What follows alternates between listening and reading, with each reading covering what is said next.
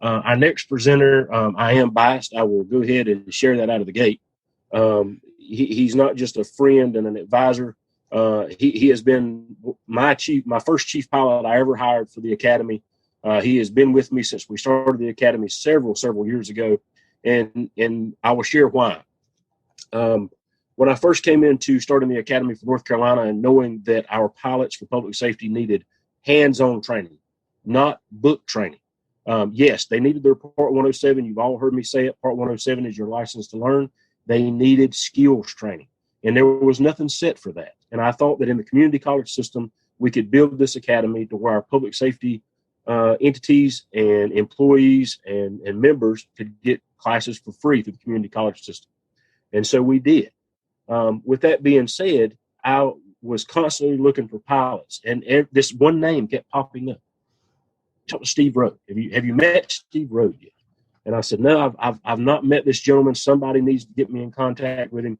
Long story short, our paths did cross. And I will say this: in North Carolina, we can talk a lot about our built UAS history and the progress that we've made. And it's unbelievable. It truly is. In public safety, you cannot say public safety in UAS and not include Steve Rhode's name. And I'm not saying that to just brag on him because he's a friend. I say that because before all these departments had drones, before they were running missions, Steve was in the air flying missions. And that is wholeheartedly the truth. Man has logged so many hours and so many mission hours, it is mind-boggling.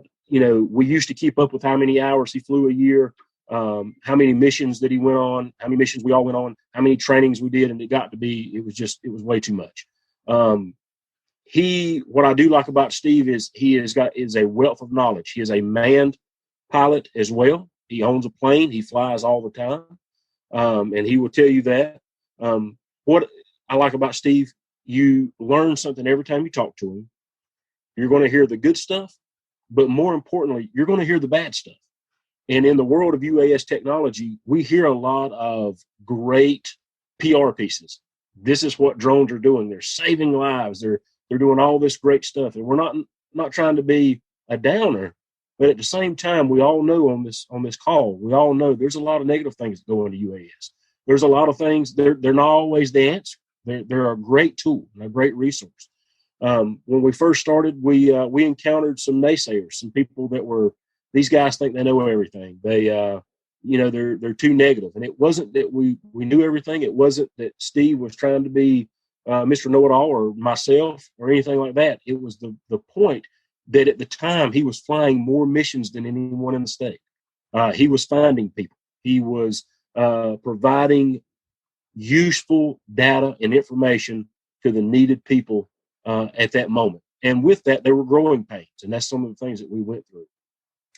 As I said, Steve is a manned pilot. He also flies for rescue dogs as a manned pilot. He is also his plane is also listed as Fire Demon 1 for the state. So he does a lot of flights for public safety, not just UAS, which he works for Wake Forest Fire Department, flying their drone and leading their team. We talk about policy and procedure. We talk about classes. We talk about getting people in the know and experience.